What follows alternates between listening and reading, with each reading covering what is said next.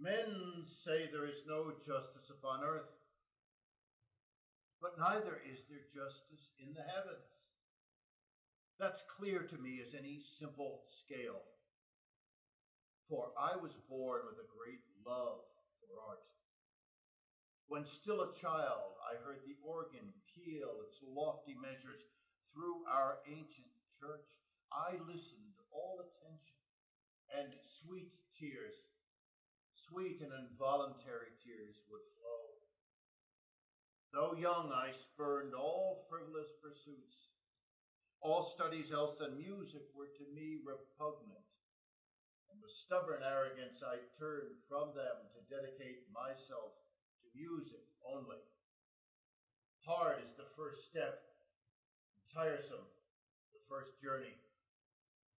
I o'ercame early discomfitures, and craftsmanship I set up as a pedestal for art, became the merest craftsman. To my fingers I lent a docile, cold agility and sureness to mine ear. I stifled sounds, and then dissected music like a corpse, checked harmony by algebraic rules, and only then tested and proved in science I ventured to indulge creative fantasy.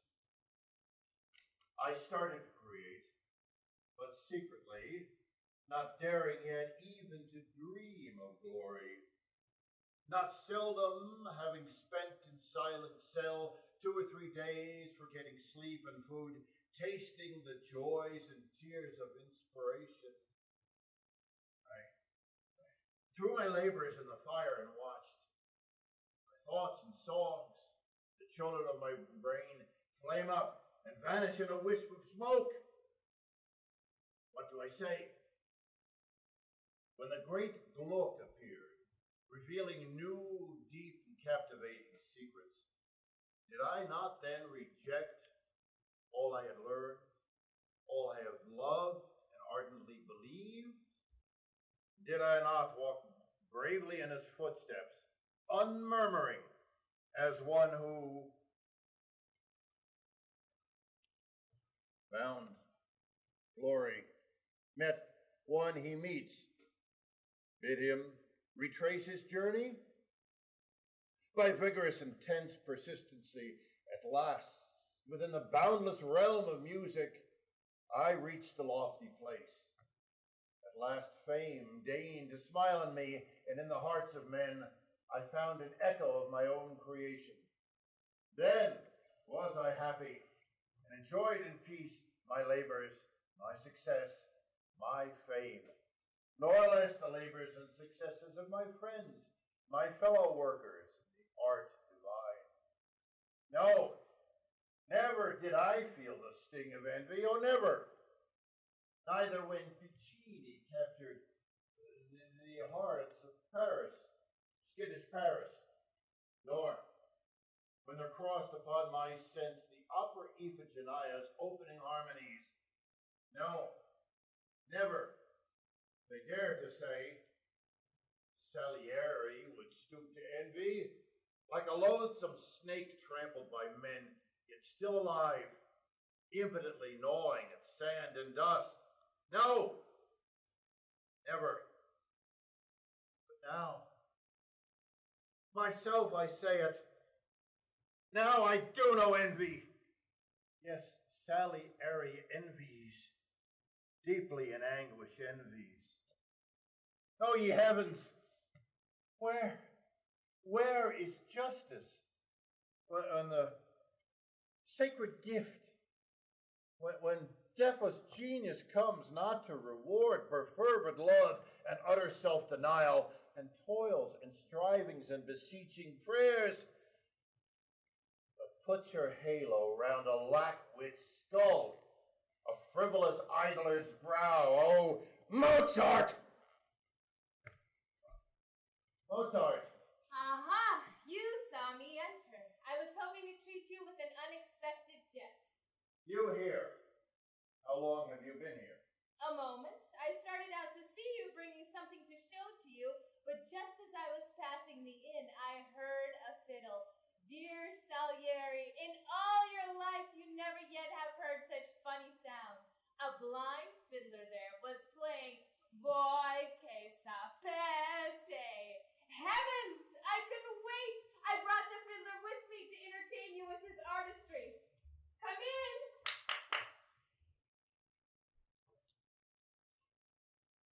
Now, play us something out of Mozart.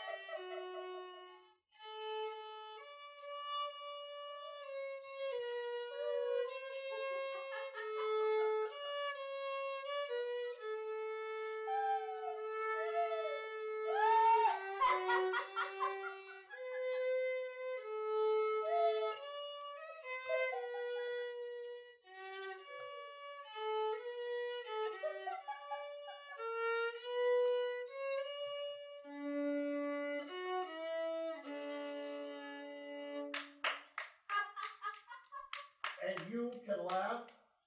Why, yes, of course, Salieri. And do you not laugh too? I do not, Mozart. I do not laugh when some poor wretched dauber besmears a masterpiece of Raphael's painting. I do not laugh when some grotesque buffoon dishonors Dante with a parody. Begone, silly man. Oh, wait. Here's something. Take it. Drink to my health. But you, my dear Salieri, are not in a good mood today. I'll come another time. What were you bringing me? Nothing. The merest trifle. One night lately, as I was tossing in my sleepless bed, into my head came 2 or 3 ideas.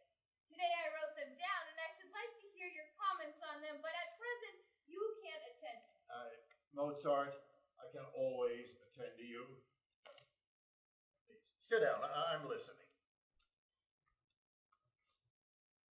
Just imagine someone, let's say myself, a trifle younger though, in love yet not too deeply, just enamored. I'm with some lady, or a friend, say you. I'm cheerful. Suddenly, a glimpse of death. The dark descends, or something of that sort. Now listen.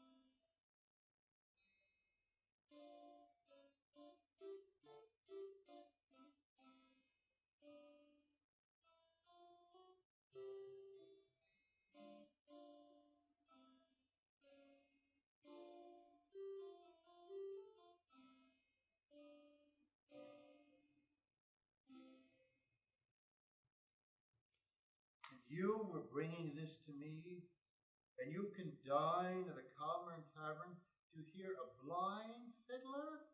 God in heaven, Mozart, you are unworthy of yourself. Well, do you like it? Such profundity, such boldness, such art of composition. You, Mozart, are a god and do not know it. I know it. Bah! Really? Perhaps I am. However it may be, my godhood's famished. Listen, tonight you and I shall dine together. The Golden Lion Inn is where we meet. That's very kind. Just let me run home to tell my wife not to expect me home for dinner. I'll await you. Do not fail me.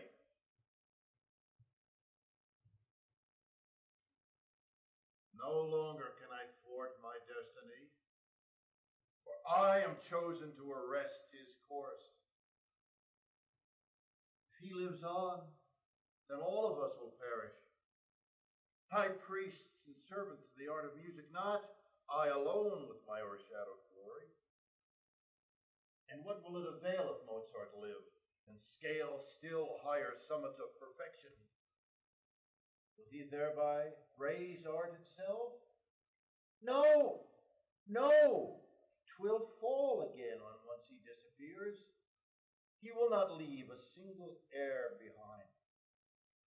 Then what can he avail us? Like a cherub, he brings to us some songs from paradise and wakens in us, children of the dust, a wingless longing. And then he flies away. Well, let him fly away. We'll speed his going. This poison, Myosora's parting gift, for 18 years I've carried on my person, and often since that day has life appeared unbearable to me, and I have sat at table with my unexpected foe, yet never to the whisper of temptation have yielded, not because I am a coward, nor yet because I do not feel an insult, nor from a love of life. I always hesitated whenever thirst for death would torture me. Why die, I asked, and mused, perhaps, who knows, life yet may bring to me unlooked for gifts. The trance of genius yet may visit me, and the creative night an inspiration. Perhaps a second height will create unlooked for gifts, music of creation. And I'll rejoice in them. While I was feasting with my hated foe, perhaps I asked, yet more loathsome foe I'll find. Perhaps a yet more loathsome insult will crash upon me from a lordly height. Then your day will come, Isora's gift, and I am right. And I have found at last mine enemy. Last, a second Haydn has drenched my soul with raptures all divine. Now is the hour, O sacred gift of love. Today I'll pour thee into friendship's cup.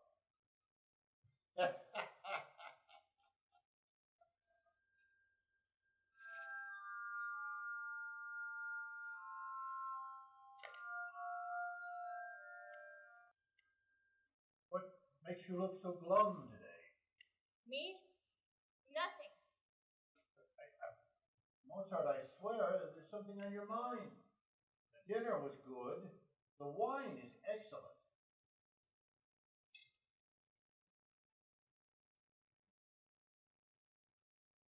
Yet you sit there silent, moping.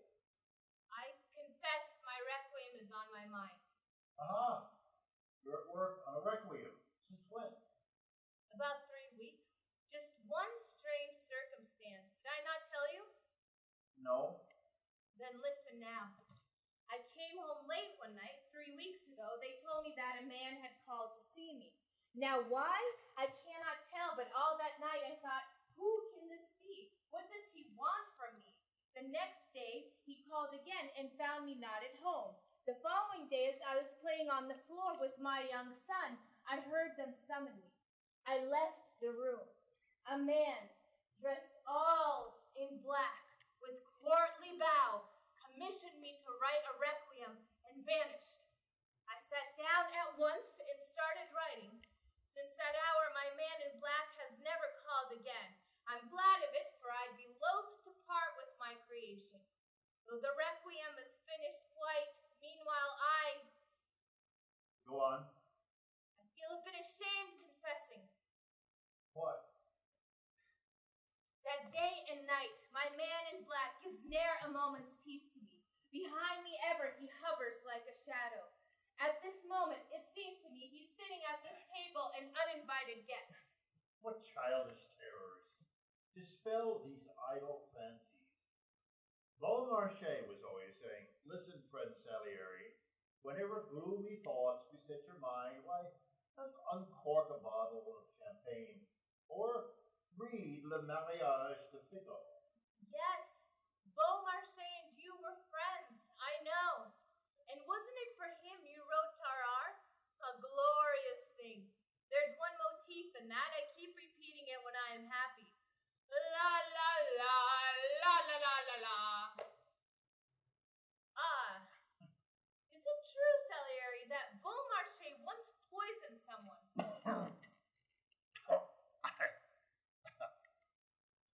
I don't think so. He was quite too comical for such a task as that. He was a genius, like you and me. But villainy and genius are two things that can never go together. You think so?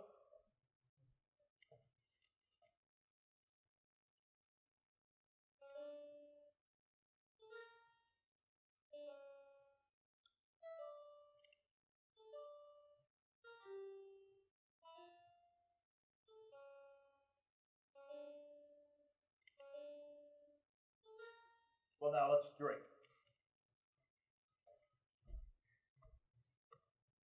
Your health, my friend. I pledge to the candid covenants that link the names of Mozart and Salieri, two sons of harmony. Stop you. You were drunk all and waited not for me. Well, now I've had my fill. Salieri, listen. I'll play my requiem.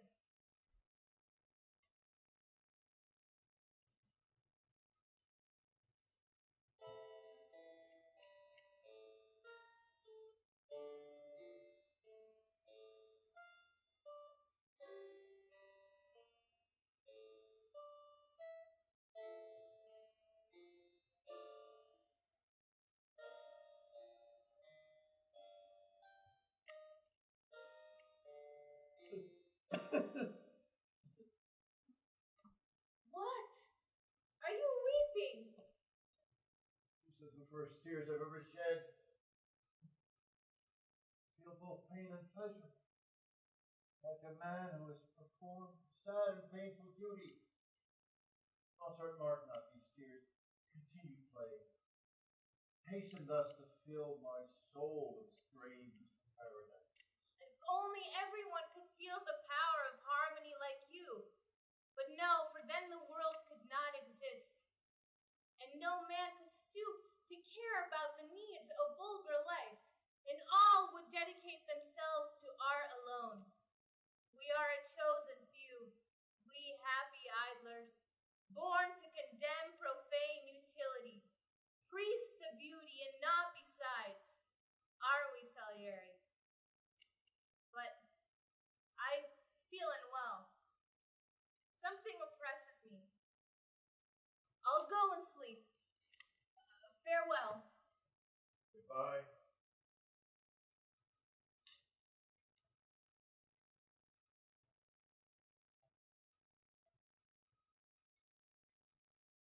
You'll sleep a long sleep, Mozart. But was he really right? Am I no genius? Are genius and villainy two things that never go together? That's not true. Think but of Buon Oroti. Or was that a tale of the dull and stupid crowd? And he who built the Vatican was not a murderer? Did not Michelangelo, in search of a more realistic art, murder the model for the Christ in his painting of crucifixion?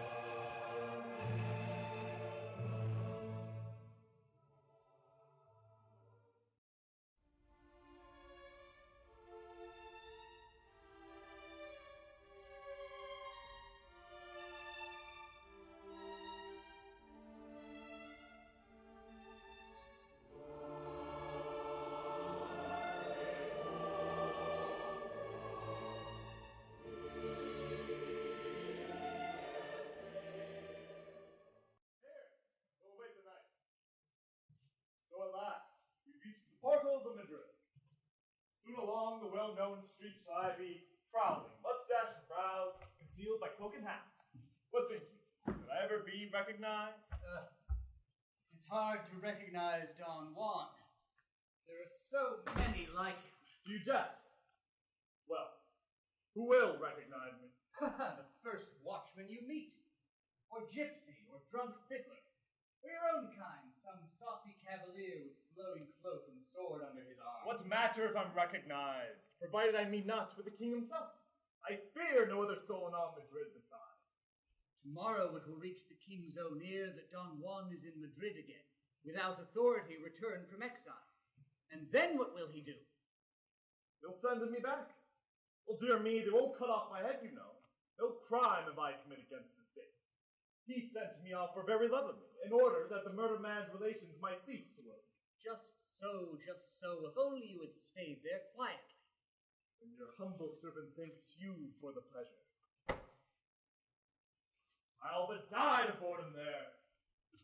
What people? What the land, the sky? Pall of smoke. The woman. Why, I never would exchange it. Mark what I say, my foolish Leporello.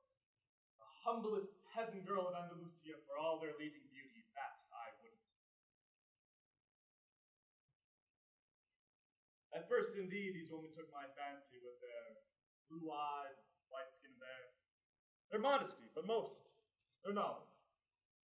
But, thank the Lord, I'd soon size them up, all that 'twas sin to deal with them at all. There isn't any life in them. They're all but waxen dolls, whereas our girl. But look, you seem to know the place. You recognize it. How could I fail to? I remember well the convent of St. Anthony. You used to come on visits here, and I would hold the horses in the grove. A cursed duty, I must confess. More pleasantly spent you your time down here than did I. Poor Inez. She is no more. And how I did adore her. Inez. Black-eyed girl? Oh, I remember. 3 long months you courted her in vain. It was only through the devil's help you won. 'Twas in July at night. I used to find strange pleasure in her melancholy gaze and in her ashen lips. A curious thing. But you, it seemed, did not consider her a beauty, and in fact there wasn't much of real beauty in her. But her eyes. Her eyes alone. Her glance, too. Such a glance I never since have met. Her voice was soft and weak as though she were unwell. Her husband was a rough and heartless bastard. I realized too late. Alas, poor Inez. And what of it? On her heels came others. True. And if we live, there will be others still. Even so. And now what lady in Madrid will we be seeking out tonight? Why, whom but Laura? I'm off to show myself to her. That's the way to talk. Just watch me walk straight in, and if there's someone with her, I'll suggest his exit through the window. Of course. Well, now that we've recovered our good spirits, 'tis not for long dead women can disturb us. Who is this that comes? She will be here this instant.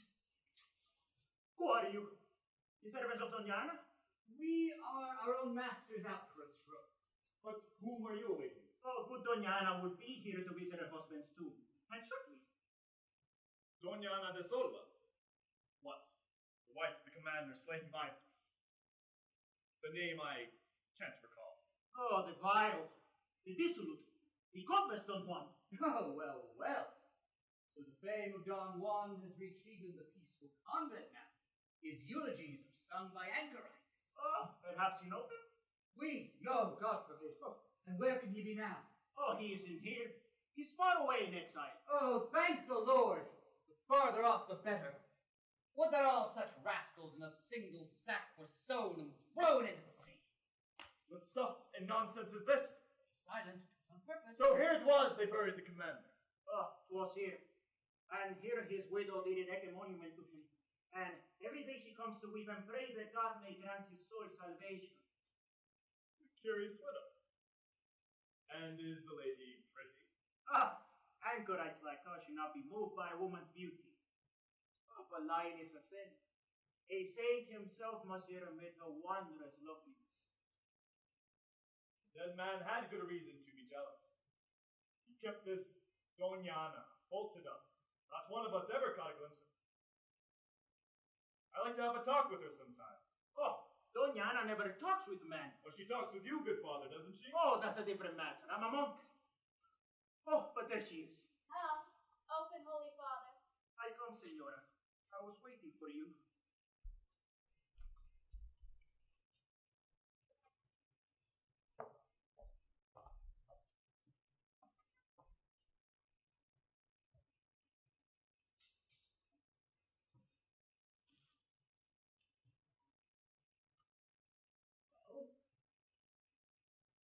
What's she like?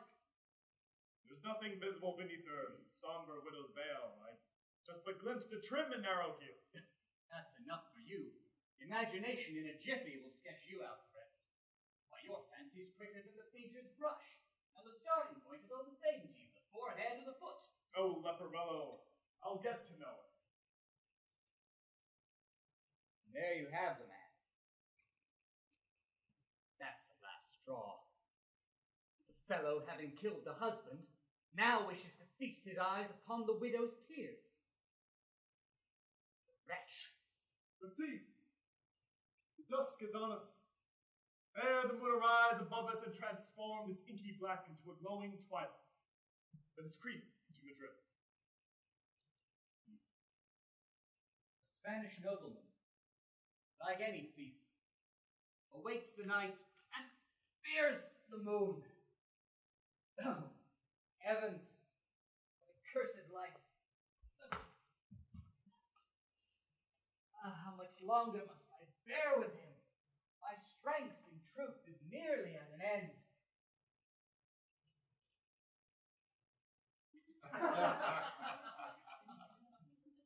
I swear to you, dear Laura, never yet was such perfection in your acting shown.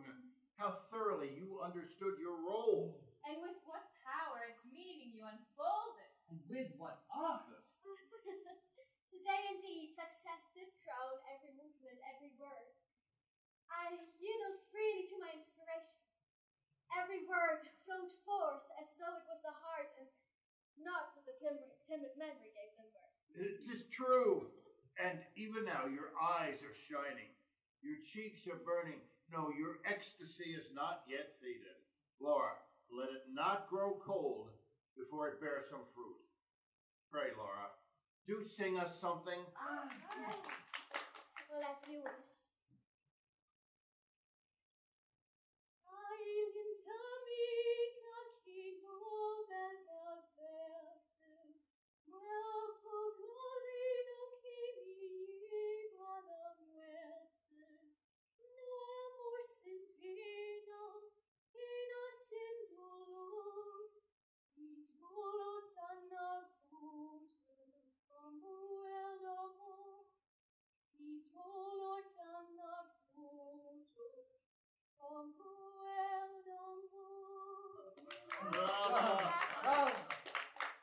Our thanks, Enchantress. You have cast a spell upon our hearts. Among the joys of life, to love alone does music yield the prize, but love itself is melody. Behold, Carlos, your surly guest, is touched. What harmonies and how much soul therein. Who wrote the words, dear Laura? Don Juan. What? Don Juan? Some Taiwan, and he? My loyal friend and philosopher. Don Juan is an atheist and a rascal. While you're but a fool. Have you done that? Grandiose Spain you may be. I bid my servants cut your throat straight away for this. We'll call them that. Well, do not do it, Laura. Carlos, do not be angered. She forgot.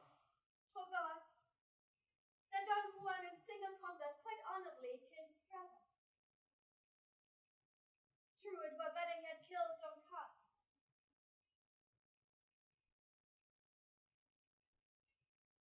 I was stupid to get angry.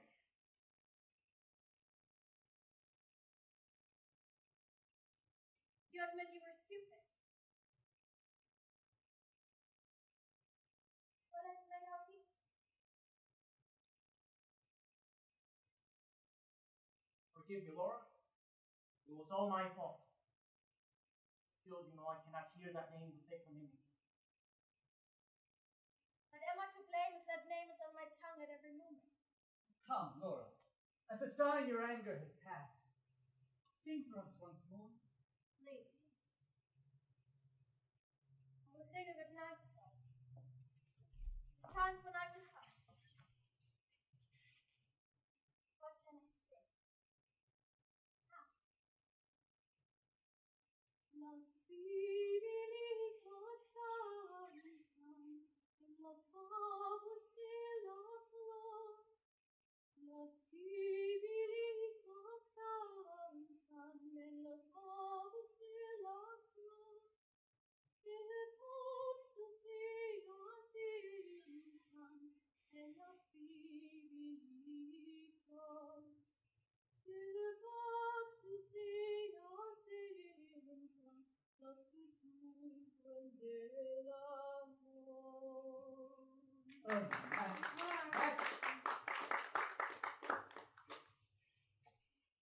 Well, good night, my friends.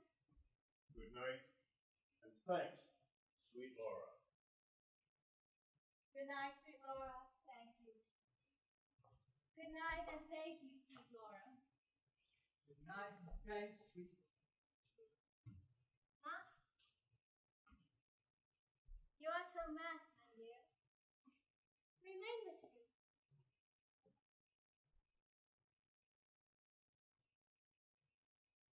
You took my fancy. You reminded me of Don Juan, the way you rated me and set your teeth and Remple. Lucky man.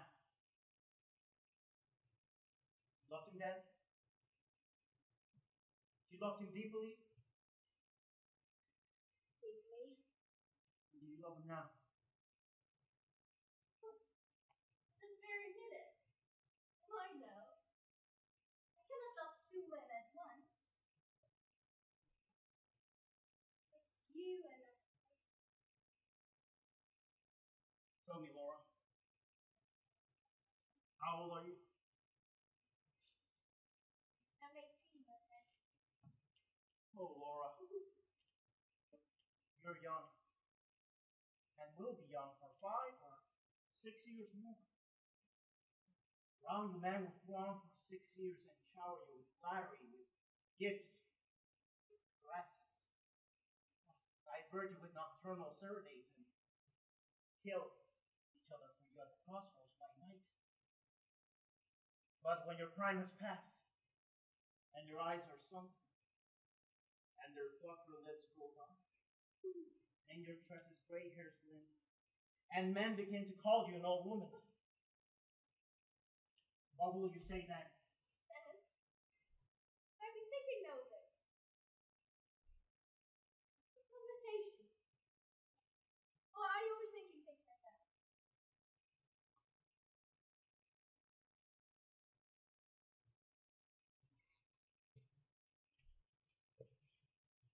Well, come out upon the balcony.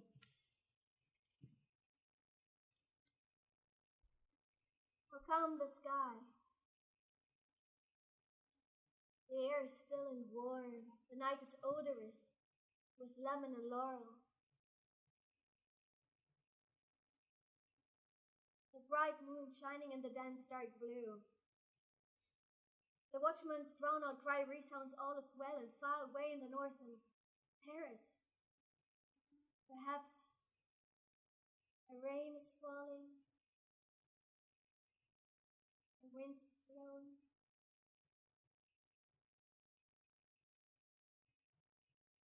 But what is that to us? Now listen, Carlos, I order you to smile.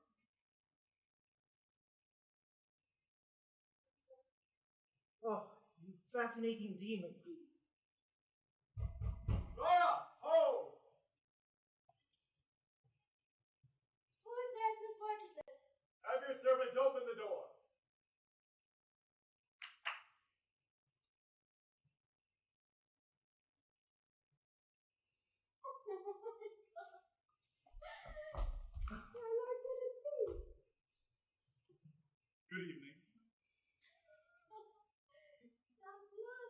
What? Good one! Laura, my darling girl.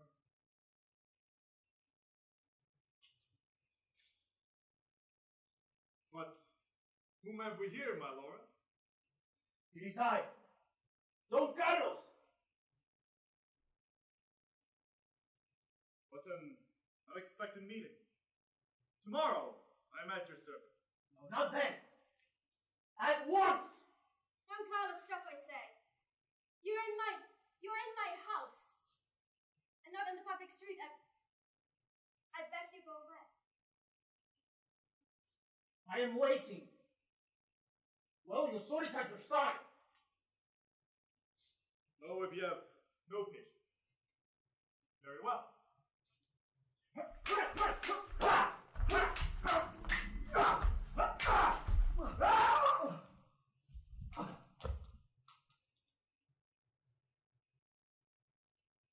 Laura, come, get up.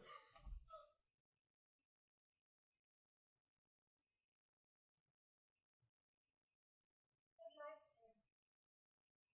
Is he killed?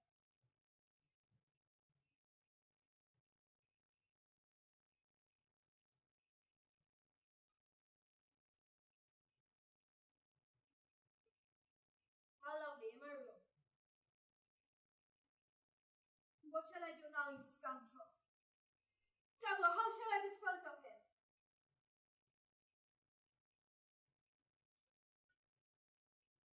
Perhaps he's still alive. Alive, forsooth. Why, look, you wretched man, you pierced him through the heart. For fear you didn't miss. No blood is flowing through the three-cornered wound, nor is he breathing. What do you say now? Can't be helped. He asked for it himself. It's quite annoying, your old tricks.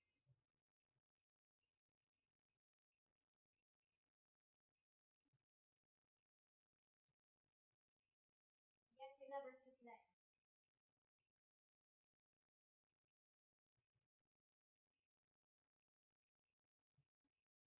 Whence have you come? How long have you been here? Just arrived and on the quiet, for I have not been harmed. And instantly you recollect love. Oh, surprise. I don't believe you. You happened to be passing through the street, and you saw my house. No, Laura, no. You can ask my servant Leporello. I'm lodging outside the city in a wretched tavern. For Laura's sake, I'm visiting Madrid.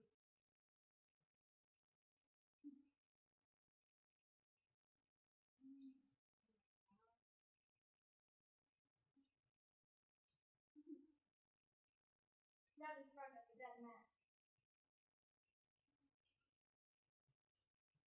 What shall we do with him? Just leave him here. For the break of day, take him out, fold into my cloak, place him at the crossroads. Oh, you look that no one sees you. It's a stroke of luck. If it was of time a minute sooner, you'd venture to suffocate me. I just have left to suppose he had found him here. How long, my Laura? Have you loved him? Whom? You must be raving. Laura, come confess! How many times have you been unfaithful since my absence? What about yourself, you scoundrel? Come, tell me. No. We'll talk about it later.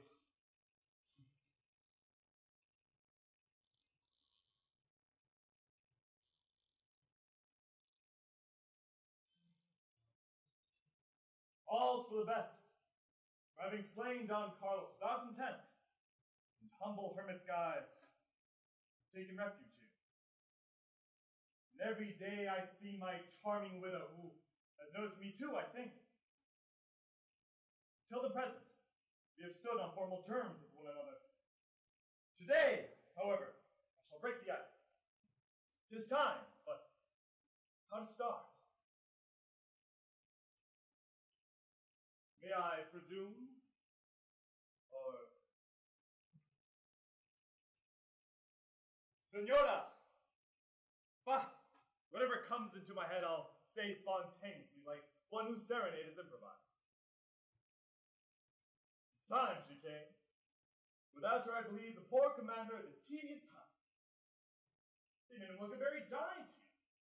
What mighty shoulders, what a Hercules! Whereas the man himself was small and puny. If he were here, and standing on tiptoe, stretched out his arm, he could not reach his nose. When hard by the Escurial we met, he ran upon my sword point and expired like a dragonfly upon a pin. But he was proud and fearless, had a rugged spirit. There she is. Again, he's here.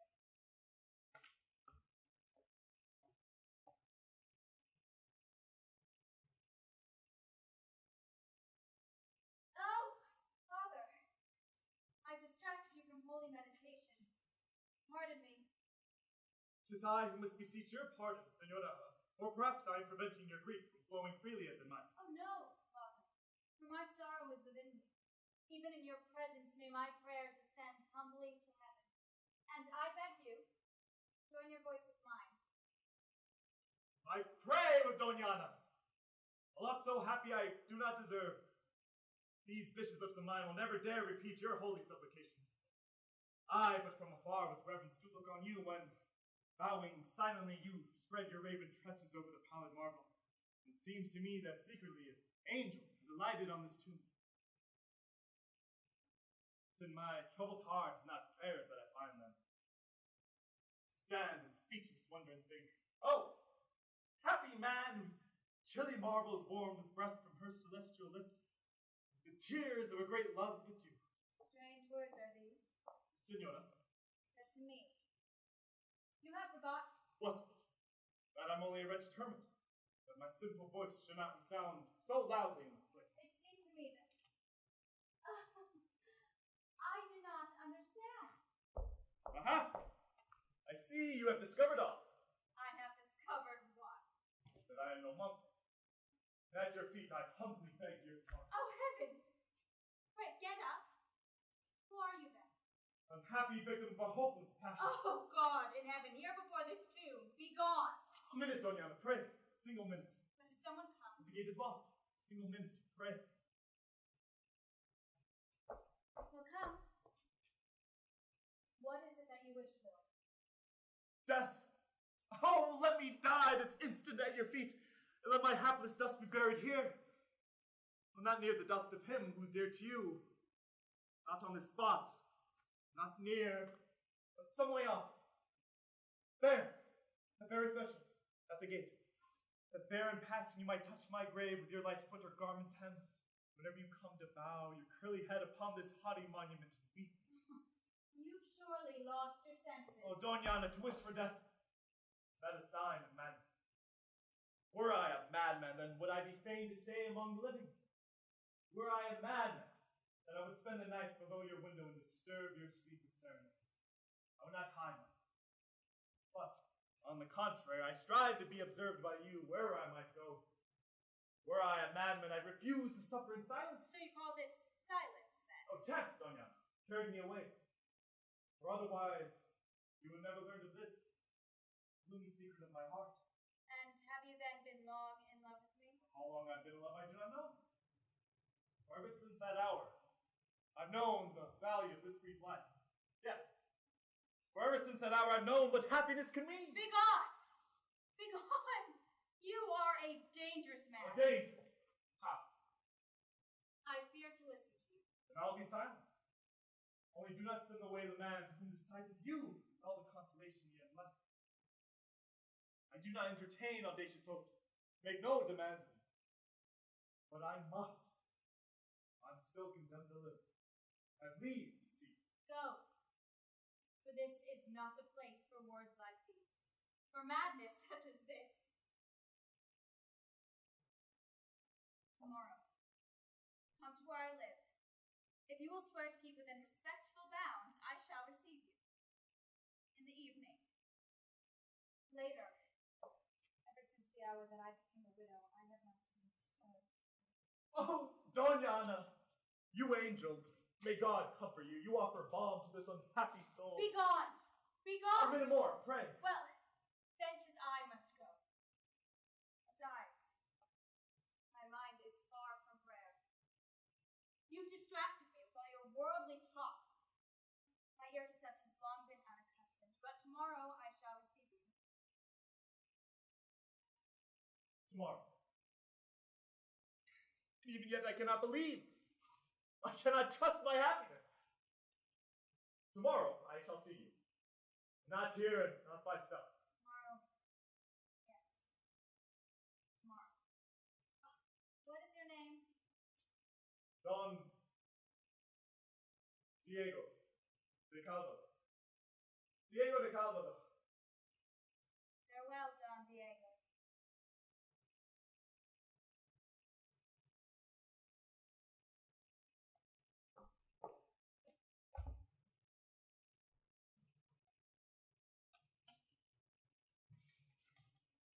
Leporello! What now is your pleasure? Oh, dearest Leporello, what bliss!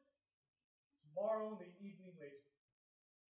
My Leporello, yes, tomorrow! So prepare, I'm happy as a child. Ah, so you conversed with Doña? Well, maybe she addressed to you a gracious word or two?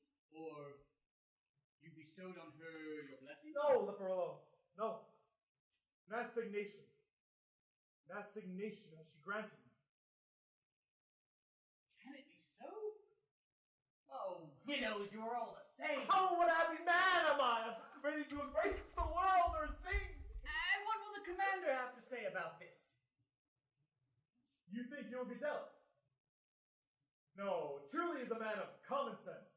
Surely has grown weaker since he died. See his statue there. Well, what? It seems as though it is looking on you angrily. My Leporello, here's a note. Go and bid come tomorrow to my house. Me not to mine, to Doña. Invite the statue? Why? Well, certainly not for the purpose of conversing with her. But bid the statue come to Doña's tomorrow evening, rather late. Stand on guard before the door. Here's an odd way to jest. And jest with who? Well, go on. But I... Go!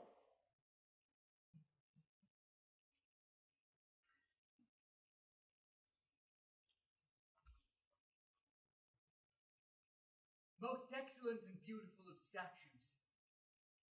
My master Don Juan humbly bids you... I cannot... Come on, I'll give it to you! Very well. My master Don Juan doth bid you come tomorrow rather late to your wife's house and guard the door.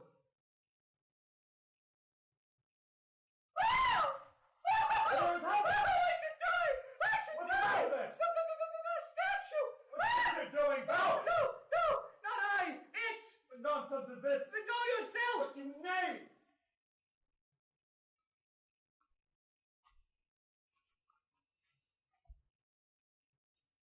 Commander, I do herewith bid you come unto your widow's house, where I shall be. Keep watch before the door. Well, will you? God! I told you! Let's go.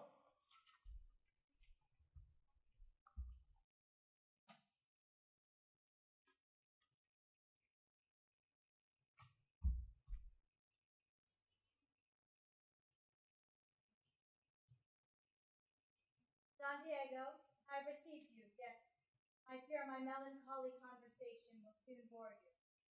Wretched widow that I am, I never can forget my loss. Like April, I mingle tears with smiles.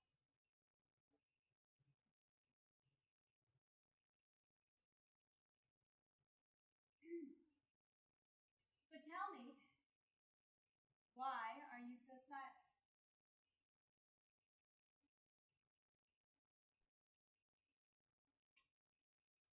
I'm enjoying deeply and silently the thought that I'm alone with charming Doña. Here, not there, beside that lucky dead man's monument. See you now, no longer on your knees before your marble spouse. Don Diego, are you jealous then? My husband tortures you even in his grave. I ought not to be, for he was your own choice. Oh, no.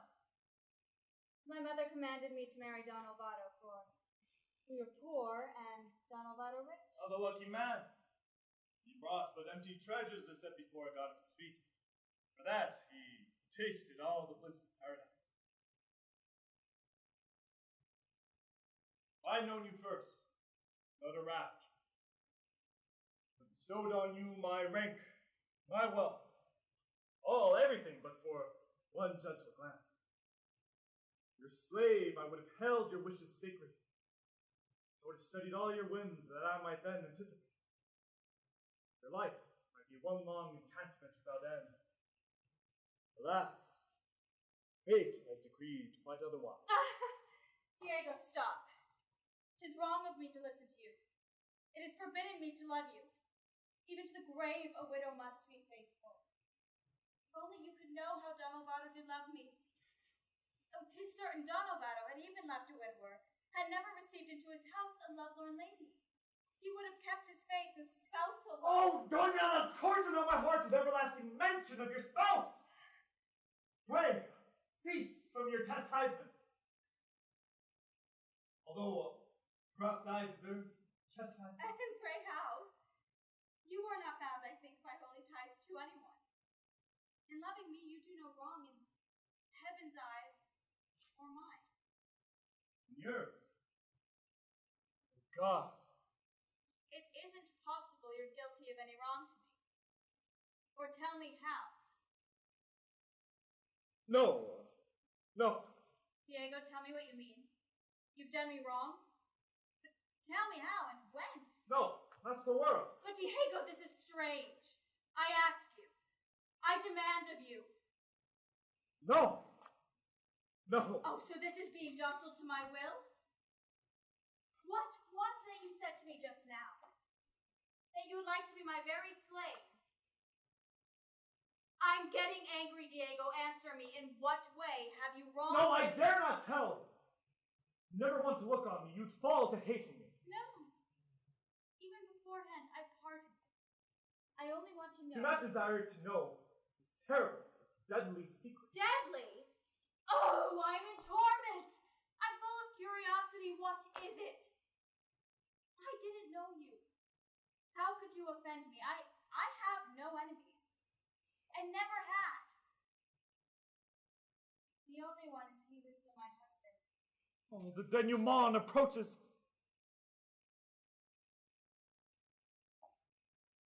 Tell me now.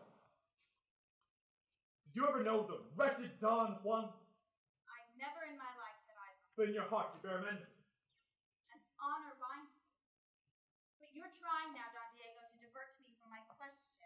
Suppose that you should meet Don Juan. I plunge a dagger in the villain's heart. Where is your dagger, Doña? Here's my breast. Oh, Diego, what is that you say? Diego, no, I'm Juan. Oh, God. No, it cannot be. I don't believe. I'm Don Juan. It isn't true. I killed your husband and have no regrets for that. No trace of penitence within me. What's right here? No, it cannot be. I'm Don Juan and I do love you. Where am I? Where? I'm fainting. Oh, God in heaven. What's happened to her? Doña, what's the matter with you? Come, wake up. Wake up and pull yourself together. At your feet, your slave, your Diego kneels. Leave me alone. You took away from me all that's in my life. Dear creature, I'm ready now to expiate that blow. I only wait your order at your feet. Command, I'll die. Command, and I shall breathe for you alone. So this is Don Juan. True. Is it not? It's been described to you as an outrageous villain and a monster. Oh, Doña, rumor is perhaps not wholly wrong upon my weary conscience. There weighs, perhaps, a heavy load of evil. Long been adept in that truth. since I saw you first. All that has changed. Seems to me that I've been born anew. For loving you, virtue herself I love. And humbly, for the first time in my life, before her now I bend to my trembling knees. Yes, Don Juan is eloquent, I know. I've heard them say he's a sly seducer, very fiend. How many wretched women have you destroyed? Not one of them was I in love with, until now. And shall I believe that Don Juan, at last, has fallen in love? That I'm not another of his victims? I'd wish to dupe you. Do you think I were thus avowed or under the name that you could hardly bear to hear? But trick or craft you see in that. Who knows your heart? But how could you come here? For anyone might recognize you, and then your death would be inevitable. What is death? One sweet moment's tryst.